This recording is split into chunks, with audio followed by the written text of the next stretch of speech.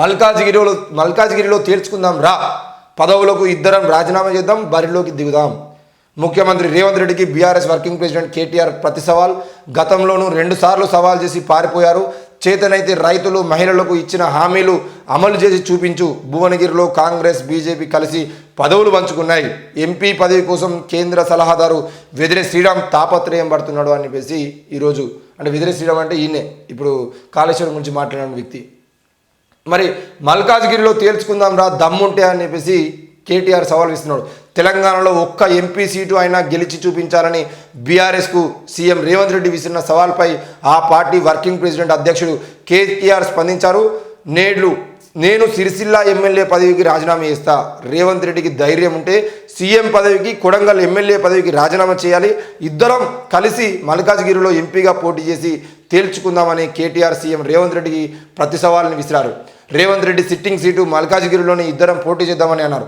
ఎంపీగా ఆయన పనితీరుకు, మున్సిపల్ శాఖ మంత్రిగా తన పనితీరుకు ప్రజలే సమాధానం చెప్తారని పేర్కొన్నారు. సేఫ్ గేమ్ వద్దు, డైరెక్ట్ ఫైట్ చేద్దామంటూ రేవంత్ రెడ్డికి కేటీఆర్ సవాల్ విసిరారు. గతంలోనూ రేవంత్ రెడ్డి సవాల్ చేసి పారిపోయారని గుర్తు చేశారు. 2018లో కొడంగల్లో ఓడిపితే రాజకీయ సన్యాసం చేస్తానని అన్నారని గుర్తు చేశారు. అలాగే జీహెచ్ఎంసీ ఎన్నికల్లో సవాల్ చేసి రేవంత్ పారిపోయారని చెప్పారు. రాజకీయాల్లో గెలుపోవటములు సహజమని, గెలుపోవటములే ప్రామాణికం కాదని వ్యాఖ్యానించారు. ఏది ఏమైనా కూడా ఇక్కడ మనం మాట్లాడుకోవాల్సిన విషయాలు చాలా ఉన్నాయి. తెలంగాణలో ఒక్క ఎంపీ సీటు కూడా గెలవరని చెప్పేసి రేవంత్ రెడ్డి ప్రకటించినప్పుడు నువ్వు గెలిచి చూపించాలి. నువ్వేమంటావు? దమ్ముంటే నువ్వు నీ ముఖ్యమంత్రి పదవికి రాజీనామా చేయి, కొడంగల్ ఎమ్మెల్యే పదవికి రాజీనామా చేయి, మేము వస్తాము అని చెప్పి చెప్తున్నారు. ఇప్పటికే ఎవరిని ఏ ఎమ్మెల్యేని కొనుగోలు చేసుకొని మనం పోయి అందులో చేరాలి, మన పార్టీ మళ్ళా పదవిలోకి రావాలని చెప్పేసి ప్రయత్నంలో కేసీఆర్ ఉన్నాడు, కేటీఆర్ ఉన్నాడు అనే విషయం అందరికీ తెలిసిందే. ఈరోజు రేవంత్ రెడ్డికి సవాల్ ఎందుకు విసురుతున్నానంటే, అసలు నేనేం అడుగుతున్నా అంటే, దమ్ముండేది ఉంటే ముఖ్యమంత్రి పదవికి రాజీనామా అంటున్నాడు కేసీఆర్. 2 సార్లు ముఖ్యమంత్రి అయినటువంటి కేసీఆర్ ఎన్నిసార్లు దమ్ము నిరూపించుకున్నాడు? మరి తెలంగాణ ప్రకటించేది ఉంటే తెలంగాణ ఒకవేళ కాంగ్రెస్ పార్టీ కనుక తెలంగాణ ఇస్తే నా పార్టీని తీసుకుపోయి విలీనం చేస్తా, లేదంటే తెలంగాణ ప్రకటించేది ఉంటే తెలంగాణకు నేను కాపలా కుక్కలాగా ఉంటా అని చెప్పేసి మాట్లాడిన కేసీఆర్ ఈరోజు పదవులో లేడా? మరి ఆ విషయం చెప్తలేవు. 2018లో రాజకీయ సన్యాసం తీసుకున్నా అని చెప్పేసి ఆయన చెప్పిండు.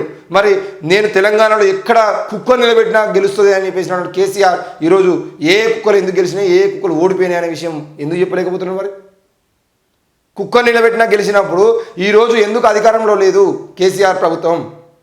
దాని గురించి కూడా చెప్పండి, మాట్లాడండి.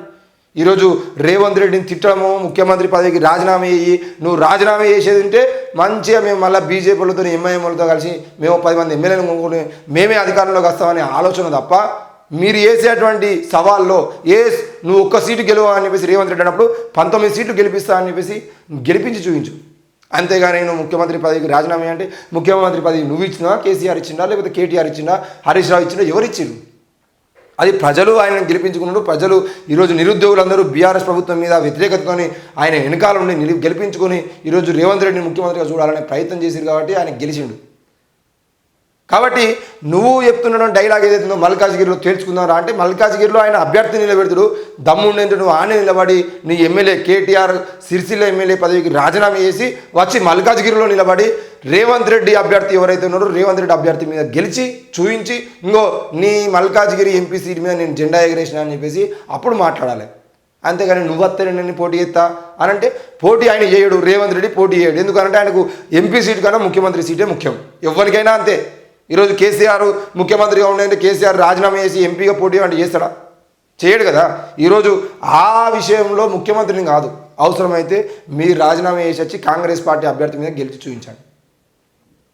కాబట్టి ఏది ఏమైనా ఒక ముఖ్యమంత్రి రాజీనామా చేయండి, రాజీనామా చేసి మనం నిరూపించుకుందాం, నువ్వు నేను దా అని చెప్పేసి చిన్నపురగా నువ్వు సైకిల్ ఆట ఆడేటప్పుడు నువ్వు ఫాస్ట్ పోతావా నేను ఫాస్ట్ పోతావా అని చెప్పేసి కొట్లాట చేసినట్టు నేను ముచ్చట.